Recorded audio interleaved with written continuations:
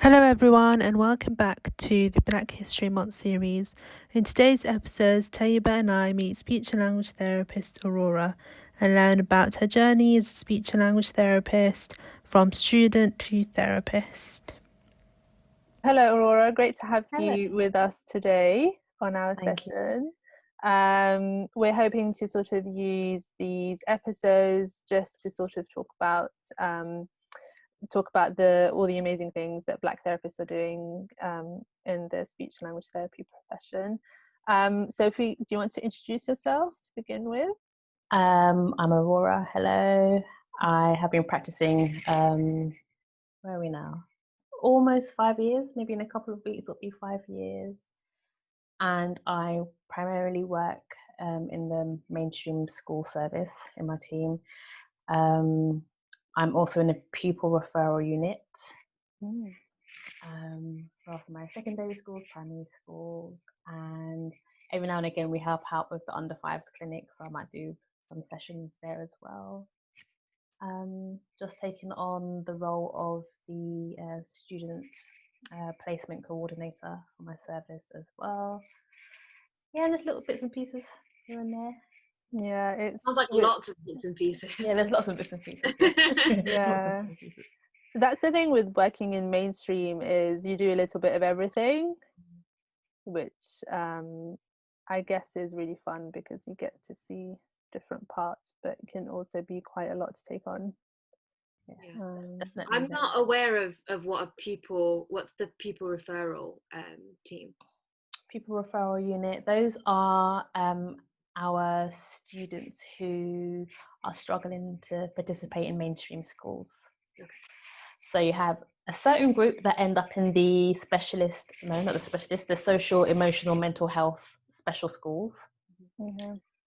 And then others who end up in the pupil referral units. But I think the social, emotional, mental health schools are growing. Some that have that status now were pupil referral units previously. And so those are the children who just struggle to participate. Their behaviour might not be what is required to get on in a mainstream school. And there are usually other things going on. So And do they tend to be like smaller classes? Yeah, small classes. Yeah.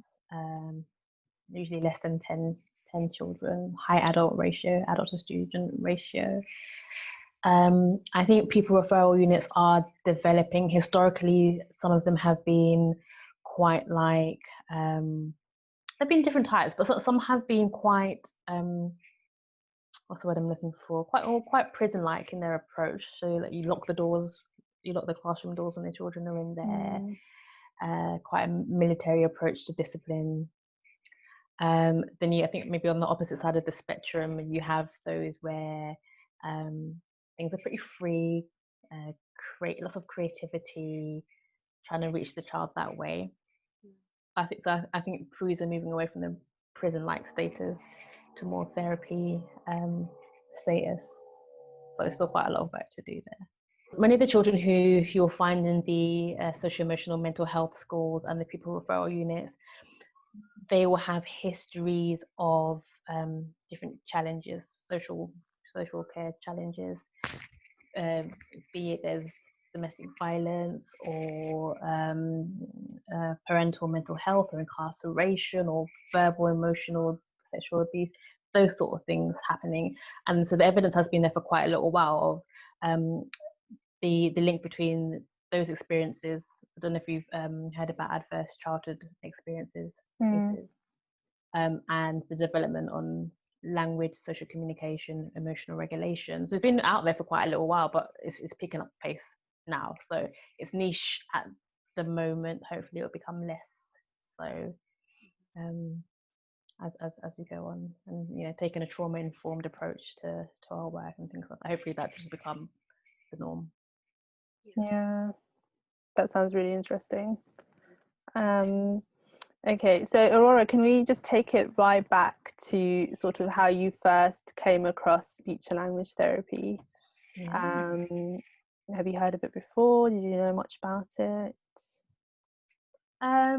funnily enough, I had speech and language therapy as a child, but at the age where I was looking for careers, I didn't know anything about it. So I was in college and I didn't have much direction. I was very bored in college. I was not interested in learning and education, and I had no plan beyond college, except I knew that I was going to go to uni because there's no choice in my family. That's what you do, to go to uni. I didn't know what I wanted to do, so I remember going to the careers counsellor, I think that's what they might have been called, and she gave me, I don't remember much of a discussion of her. I remember her being given a folder with a list of careers, and so I must have gone to a certain section that might have been education and healthcare, because probably I was going to end up somewhere in there, and I saw speech and language therapy and I thought, that's interesting. But because I'd spent my first year messing around at college, I couldn't go straight into speech and language therapy as a degree, so I didn't have my grades. So I did a linguistics degree at Nottingham Trent Uni, but they had some modules, clinical linguistics modules, which was a nice beginning place, I guess, before going on to do my course a little while later than that. So after the linguistics degree, I was a teaching assistant for a year in a primary school. Then I did my 2-year master's. I mean, I know I'm going a bit ahead and you will pull me back and then we'll go down all the different avenues. I hated every second of my degree, pretty much. Not every second, most of the seconds. What was the master's on? Was it the speech therapy? Language therapy, yeah. Oh, really? Yeah, Okay. And I said, I'm not going to be a speech and language therapist. Oh, no. Because I had no other plan, I didn't quit the course, because I wasn't about to quit and step into nothing. That's not me. So I finished the course and I said, I'm not going to be a speech and language therapist. That's fine. So then I did a few months as an intermediary, supporting vulnerable defendants throughout their trials. And I thought, you know what, let me give speech and language therapy a try. And then 5 years later, That's interesting that you mentioned that, your experience in terms of not enjoying the course, because my next question to you is, what did you enjoy about the course, or in your case, what did you find challenging? Okay, what did I enjoy about the course? Placements, largely so the placements. They were for the most part lovely experiences. I think because of how I learn, the lectures were never going to be an enjoyable part of that. But I think it's only in hindsight that I've learned that the learning style that didn't suit me, and that's part of the reason why I found it so hard. Because the institution I went to, they're very theory based in their approach. Lots of theory, lots of lecturing. Like we'd have days, we'd have 3 hours lectures in the morning, 3-hour lectures in the afternoon. I'm not designed that way. That's not me. That's just not me. I find that super, super, super, super hard. I think also because I'd always been someone who didn't have to really make an effort to do well academically. This is probably the first time I was challenged, and I had a bad attitude about that. I think I didn't know what to do about that. That's part of the reason I didn't like it. I grew up in South London, so I've always had diversity in everything I do, all my social circles, my education settings, and that's what I was used to. That's where I'm comfortable. That's where I'm happy. And my course wasn't that, so I was very, very much a fish out of water, and I found that super difficult. So there's lots about it I didn't enjoy. It's hard, isn't it, when you're at uni and you don't want uni just to be about studying, because that's stressful as it is. And I think if you don't feel like you quite fit in with the rest of the cohort, then it's even harder to make those links and to be able to use those links in your downtime, I guess, which is important when you're at uni. But I'd be interested to know how that, like, the similarities and difference maybe between the linguistic degree that you did and the speech language therapy one.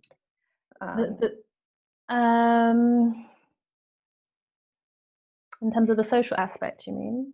In terms of the whole bundle, The whole really, do you think you enjoyed the linguistics one a lot more than you did the speech therapy one? It wasn't a pure linguistics degree. It was something like linguistics with, I can't even tell you, media and society, maybe something like that. Okay. So we covered a wide range of things. That was nice, and the standards of learning were quite different in terms of the challenge that I had. So I was definitely not I wasn't challenged in that linguistics degree, apart from when we had to do the branching of trees for a sentence. You know what I mean? I remember doing that. That was the whole linguistics modules for me was like, I just need to survive this. Absolutely. So that was the only thing that was really challenging in that sense for the linguistics degree. But it was a different time. I was younger. I was away at uni, so that was a big part of it. That was a big buffer. I lived with my friends. It was a whole different experience. I can't really compare the two. And I think at that point, like a linguistics degree, you can go anywhere with that. You can take that anywhere you want to. When you're doing a speech and language therapy master's degree, it's because you were heading down that way. So for me, having the sense that I didn't enjoy the course probably amplified negative feelings, because if I don't enjoy the course and I'm not liking this experience, then am I wasting my time if I'm not planning on going into it? Like what? Yeah. So it was quite a different experience. My first degree, that was great. Yeah, I guess it's a lot of pressure when it's, like you said, geared towards you become a speech and language therapist. Yeah. I was talking to can't remember who it was, someone else, about speech and language therapy degrees and how actually they're quite different depending on which uni you go to in terms of assessments, for example. And I know that I don't do as well in exams, so I think if I went to a uni that had a lot of exams, I think I would have really struggled. So yeah, it's interesting how you end up with the same degree, I guess, but you're assessed in different ways. And it's those things that I think, like when I did a gap year before I went to uni, but like I didn't think about looking at how they assessed you before choosing the uni. That wasn't a factor. But I think it is important, and I really like that you mentioned your learning style, because it is so important to take that into consideration when you're going to university and looking at the course structure, because it's 3 years of your life, and you don't want to be stuck sitting learning or being forced to learn in a way that doesn't suit you. So I think if people are listening to this who are potentially thinking about doing speech and language therapy, I hope they know that it's not easy. Even I did the undergrad, so it's a lot of stress and a lot of hours gone. But the masters, I've heard, I've got a few friends that did the masters. It's a grueling process. So props to you. Yeah. And it did take its toll on some people in quite a major way. In quite a major way, the pressure of it all, and I think some of the universities perpetuate this, but I think we also buy into this, that if a university is prestigious and at a certain level, then you also have to be up here and be the best, and that adds the pressure to yourself as well. So yeah, people did find it hard. It was a difficult 2 years. Yeah, plain and simple. Yeah, but you got through it, and now 5 years. I got through it. 5 years being an SLT. Never thought I'd see the day. Next question to you, Aurora, is what are 2 things you didn't know about speech and language therapy? The breadth of the field. So even just within pediatric speech and language therapy, there's a whole breadth, and that's not all the things that are happening in the adult world as well. So before starting the course, I had no idea of the breadth of it. It was two things I didn't know about speech and language therapy. Yeah. What else did I not know about speech and language therapy? I didn't know anything, so it's quite difficult to choose to choose two. I didn't know anything. Do you think you had like any assumptions that once you started it, you were like, wow, I was like completely off track there? Okay, here's one thing that I've thought of that you kind of triggered for me. I didn't have an assumption. It's probably as a lack of information how clinical, at least the learning. Once you go off into the profession, the level of clinicalness, I don't know the word, can vary. But with the learning, there's lots of clinical learning in that sense. And I don't know. One of my favorite things was to learn about the brain and how the brain functions and the impact on communication and things like that. So that, I would say those two things. Because you hear therapy and you hear people's opinions of what speech and language therapy is. Oh, you're playing with children all day. Yeah. That's not why I went in it. I didn't go into to play with children all day. That's also not necessarily my thing. But it was quite pleasant to learn to know that I'd be learning about all those different things. Yeah, I think on the face of it, if you see a therapy session, it's not so obvious the thoughts and the theory that's behind it. I think so. Like, I remember I had people telling me, how do you become a speech and language therapist? And they were surprised that you had to do a degree. Yeah. They thought, oh, what you do is so easy, like from what they see, that what you need a degree to do that. And then so I think that's what's interesting about it, is that, like you said, it's so broad and so varied, and you can go into so many different brackets within it. And because of the way that we deliver therapy, it's not always that clear that actually there is theory behind what we're doing, and it is planned out in a certain way. Even if it's just us sitting on the mat with toys with children, each toy will have a purpose. We're wanting to see if they'll respond to cause and effect toys, and we'll see if they're like interacting with jigsaw puzzles, all that stuff. So yeah. And I feel like as you do it more, even as a clinician, you don't necessarily realize the thinking that's going on behind it for yourself. So for example, like completing an observation, what you're looking for and what you're looking at becomes like natural to you. And then it's always nice to go back and look at the theory, and it's like, oh yeah, there is a reason why I was doing that. I didn't just make it up. I'm not just making it up as I go along. So yeah, I think that's super interesting. So we talked about some of the areas that you work in, which is really broad. Do you have any specific interests within that, or an area that you think, oh, I'd love to do more of this or learn more about? I'm currently, so a big part of our service as well is providing training.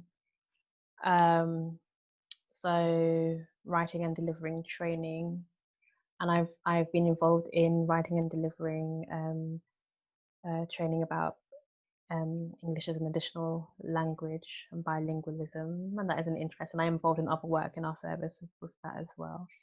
And because it's currently quite a gap in our service as well, so there's lots of service development work to do around that. So I'm involved in that at the moment, and social emotional mental health as well. So I've just started in a pupil referral unit, but I've done 3 years in a special social emotional mental health school as well. So that's an area of development.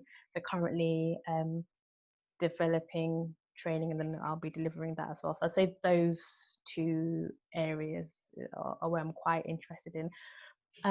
But to be honest with you, if I think in the context of being in speech and language therapy for the next however many decades of my working life, I'm open to trying anything.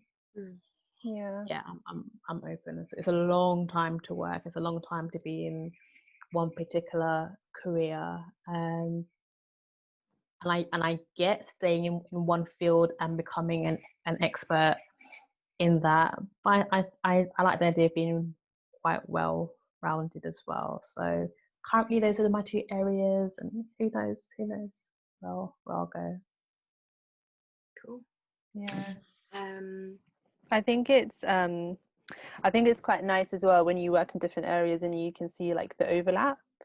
Yeah. And you realize that a lot of things are transferable. You just might need to adapt them a little bit, and you can take lessons from working with one client group to another as well. And I think it's definitely, I'm quite guilty with trying lots of different things and not sticking to one.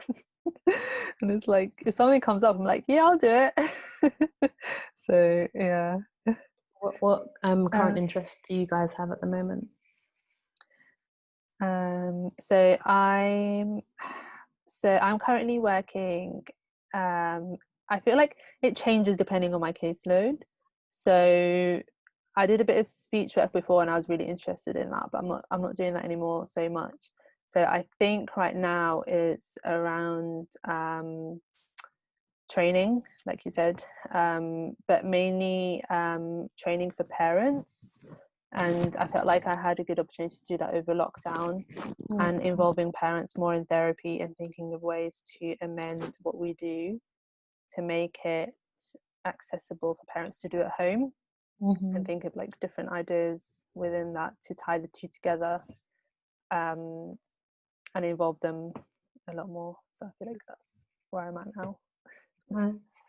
I'm an NQP, so I've just started practicing. I think it's just been over a month. I started on like 14th of September, so I'm still, finding my groove, like trying to manage my time, get everything done within the like 7.5 hours I'm working. But my final year placement got me really interested in like communication side of like ASD, because within children who have ASD, there is such a huge spectrum of communication needs. Like there could be a child who's completely non-verbal and might need a communication book, but there could be another child on the end of the spectrum that is purely like socially pragmatically needs some support. So I think I'm really interested in that. But I think now, in terms of like my specific role and my trust as well, I'm the only person of colour in the trust. There's no other brown or black person in a team of plus 40 speech and language therapists. Oh, wow. Yeah, and in London? No, not in London. Oh, okay. Oh, sorry. I thought Miriam was asking that. Sorry, no, Aurora, not London. And I was like, right. So I've set myself a few targets that I'm going into the trust, and I want to change up the resources. So I've spoken to like my mentor and my line manager. Like, I need some of these resources to have more than just white faces of children, because it makes me cringe physically to do therapy with children who are brown or black, and it's just picture after picture after picture of just white children. So yeah, well done. And what's the demographic like instead in terms of clients? Oh, completely mixed. We have like the population is, because we work in a city that is quite a lot of deprivation in the city, and because of history and everything, you find a lot of new communities have moved into the city as well, and they're from countries where lots of refugees have come from, and also established communities as well, but basically lots of mixed backgrounds. So yeah, the question is, why wasn't it changed much before I started? But interesting. That's really good though, well done. It's a big task to take on.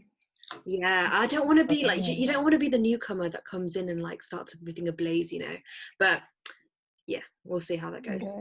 In terms of like the people that the work you work with, families you work with, what's one thing you wish people or your clients knew about speech and language therapy? and parents can be forgiven for thinking this way. But when you go to a health professional, they're meant to heal and they're meant to sort things out. And yeah, here's my child. Here you go. Do what you need to do. But there are so many tiny, and there's some of those things are tiny. For some families, the changes are not tiny because of everything else they've got going on. But tiny changes you can make to have quite significant impacts on your child's speech, language, social communication, emotional regulation, development. So I would say that empowerment, knowing that they're in the best position to do the best work for their child, I would say that's a big one. That's a nice one, because we can't imagine how hard their lives are, some parents, especially when they've got a couple of children and we're asking them to do this, do that. But just like you said, small changes, if it's just a few minutes an evening, spending some time talking to the child or changing up the routine, it's a big ask, but I think telling them that they're empowered and they can do it makes the biggest difference. And what's the best thing for you in terms of being a speech and language therapist? Best thing for me as a speech and language therapist. What do you love the most? Right now, I would say it's my role in educating staff. I do more work educating staff than parents. I've done some parent workshops and they're nice, but education, I would say, is my biggest joy. I think that's where I currently feel my work has the biggest impact. Because I can go and do an inset training or twilight training with a school, and all the members, or most of the members, are there, and they can take something away and implement it in their lessons. So the change can be instant sometimes, and almost even if it's a tiny change, still systemic. Everyone's doing it. So I like that. It's much more effective than the reports I'm writing that might get slipped into a drawer, into a filing cabinet, and never seen again. So I would say, for me, definitely the education factor, for sure. Yeah.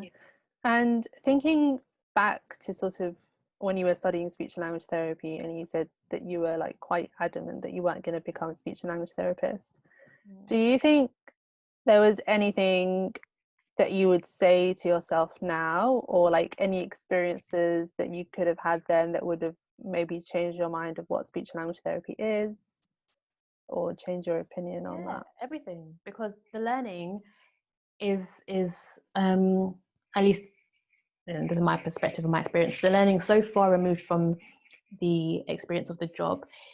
Placements give you insight, but especially now as a band 6 therapist, where I'm doing so many other things, not just my clinical work, I couldn't have seen that where I was studying the course. And I think also I didn't get it. I didn't get it. I didn't get speech and language therapy through learning it that way. Now I do get it. So I would have lots of positive things to say in terms of encouragement. But I'd also have to be real, because it's not an easy job. It's hard. It's hard. The direct work I do with the children and the parents and the staff, that's rewarding, that's wonderful, that's lovely. But there's so much else that comes with it. The admin, the legal aspects of the EHCPs, and we're inundated with education healthcare plans. That's all we live and breathe nowadays. And safeguarding concerns, and I don't know, knowing what is expected of us from the commissioners, and this and that, and there's so much else. So it is a challenge. So I'd have to tell myself that too, like, it's not going to be a walk in the park. There's going to be lots that you have to contend with, and because of how much time all these other things take up, it can take away from I don't know, maybe your best ideas of what you would want your intervention to look like, because you don't have all that planning time, you don't have all that prep time to get your resources together. So yes, there's lots of trickiness, but there's also a reward. Keep on going for it. Keep on going. Sure. That's really good. Just trying to think, if a student was in your position, what would sort of change their minds. And I guess what I'm getting from you is maybe some more links between the theory and like practice and what it will actually look like. Or why are we learning XYZ when I think even that's it. I think even then that will only ever do so much. It's just a different experience. It's a different experience, you're at a different point in your life. Because when did I do my course? Between age 22 and 24. Again, I was a different person to who I am now. So even if I could see everything, my interpretation and my judgment would still be different because I'm not that person anymore. So it's quite it's difficult. It's difficult. It's just I think understanding that all you're doing in your learning is building your foundation. For me, I hadn't even begun to build up the walls of my knowledge and experience. It's just the foundation, and even then, that foundation was a bit patchy, to be honest with you. So I do say that I because I take on students as well. I take on students, and I do. I'm quite open about the realities of working, at least with the NHS. That's all I've ever known. So yeah, there's lots of joys, and they will see those joys and they will experience those joys with me. But also, there's all this other stuff that is part and parcel of the job. Yes, but just be aware and be prepared for it. And I think you answered this question in your answer, but you mentioned how there is so much for you to do as a speech and language therapist that forget people who aren't speech and language therapists or in the healthcare industry, even students who aren't sure. But what would you say you find the most challenging about being a speech and language therapist? That's quite a healthy list. Quite a healthy list. Well, what would you say is the biggest challenge moving from band 5 to band 6? It's easy for me to answer your first question because, and I know this is the case for quite a few people, before you technically become a band 6 and you get your band 6 role job, you're often doing band 6 things anyway. So the transition for me it was smooth, it was natural. I didn't feel anything. All I felt was a bit more money in my pocket. So there was no. I know in some services there is a clear step, but no, not for me. It was just like that. The most challenge. I think it's difficult to work in schools because not only are you carrying or operating within NHS culture and the NHS system and expectations, you're also then operating within the culture and the systems of the different schools that you're based in, and any organization will have its politics. And then if you've got 3 or 4 schools on your caseload, as we do, because our schools buy in our service, you might have 3-4 schools in your caseload, if not more. Then you're learning how to operate within that and then manage it all together. And then if the child is known to the special educational needs team, then there's also those things to deal with. So juggling all of these different services and systems can be tricky. It's working with lots of different people as well, isn't it, who might like things done in different ways. But I have in the trust that I'm working in, we have like commissioned schools and like core schools. I don't know if other trusts do that as well, but like there are schools that like buy in the service and they're paying the service directly for however much provision they want versus like NHS. But it's like the culture is almost different. It's almost like they are allowed to expect more from you because They're paying for paying it. you. Yeah, they're paying Yeah. and it's almost like, well, it feels like you should put, I think you put equal effort in, but it's almost like you feel like you're bought, so you have to. I think that's quite difficult. Yeah. And that's an interesting way of thinking of it, because actually the core service is also paid for by those children. It's Yeah, just that they're absolutely. paying someone else to pay us. That's true. So, but I think when schools take money out of their budget and buy in, they feel like they should have more of a say on how you operate. Yeah.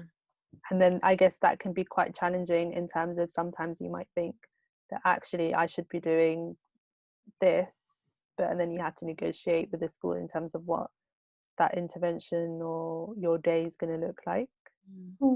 I've mostly had positive experiences in that the Senkos, there's a range. So on one end of the spectrum you have Senkos who they know that they buy you in, but beyond that they don't know what's happening with you or what you're doing. Yeah. And that has its own challenges. And then on the other end of the spectrum you have the Senkos who might write out your timetable for you for each day that you come in. And there's no wiggle room. I haven't had that end. I've had the other end, and I've had in the middle where they just we consult with each other, and they trust me to get on with what I'm getting on with. But even with that, there's still all these other things happening in that school that you may be involved with to differing degrees.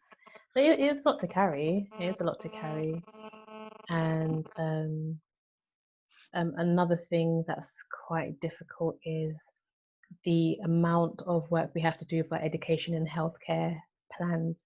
We have so many coming through all of the time, and getting do you know what I mean by the education plans? For any listeners that don't, they're like a package of support for children who need the extra support to access their learning in school, really. And it comes with different bandings of money. But this document contains provision that the professionals who are involved have written what they think the child should have, and they're legal documents. And because they're legal documents and quite ironclad once finalized, you have to be very careful about what you put in there. And then so you're balancing again all the different stakeholders to make sure everyone is fine with what's going in. And parents, rightfully so, as parents you should be able to advocate for your children for what you feel is right, so rightfully so. I'm not challenging the parents in that sense, but when the parents are not happy with what's in the EHCP plans, then you have this tribunal process where you go to court. The parent will have their solicitor, and you have to argue your case. I haven't had to go to one yet. I've always managed to stop before it ends up actually in court. We come to an agreement, but it's a lot of work. It's a lot of time. It's a lot of work, and when things don't go smoothly, it's a whole something to try and sort out. So, and we seem to just be getting more and more EHCPs all the time, just all the time.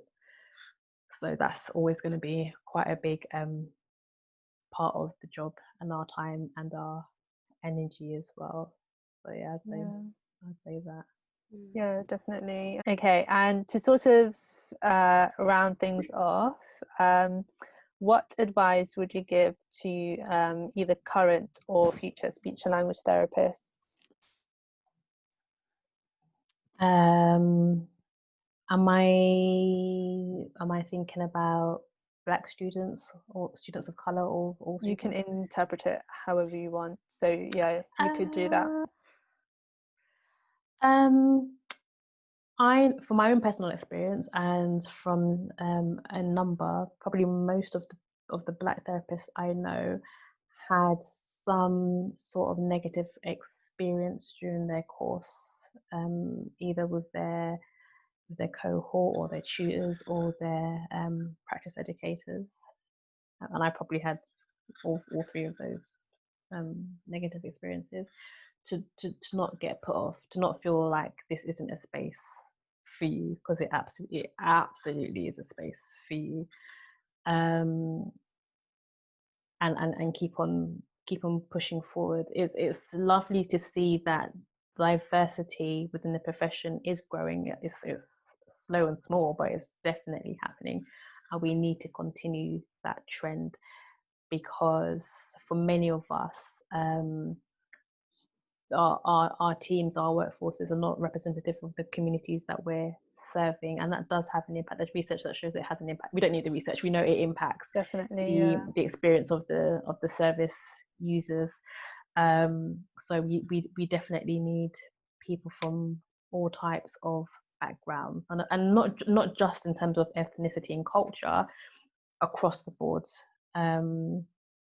Gender identity, sexuality, disability, all of it. We need more people. We need to represent the people that we're serving. So when you do encounter these things, and from experience, and like I said, the people I know, chances are you will, don't be put off. You have to go and make yourself seen and heard in those spaces. So continue. yeah, amazing. That's great advice.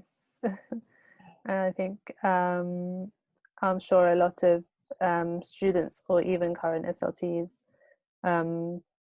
would definitely benefit from that advice. And I think it's nice for people to hear that it is something that you can sort of carry on with. And like you said, you're definitely part of the profession, and you just need to carry on. Yeah, for sure. Yeah, for sure. And the course isn't what your career is going to be like. It's a whole different ball game, and there's lots of enjoyment actually in the job. It's hard, yes, I always have to say that, but there's lots of enjoyment and lots of rewards in there as well. Yeah, just get through the course, and then you'll survive the course, and then you'll be sortified. Absolutely. Okay, perfect. So thank you so much for joining us today. No problem. It was great to have you on. Thank you for listening to our last episode in the Black History Month series. This series has been such a joy to film, and it's been great to meet many different Black therapists and to talk to them about their journeys into speech and language therapy, as well as discussing some of the work that they're doing within the profession currently. Please do leave your thoughts and comments on our social media platforms. You can find us on Twitter and Instagram. Be sure to follow our Twitter and our Instagram, SLT Time, at SLT Time, SLT Time, to keep up to date with new episode releases. And that's the SLT for today.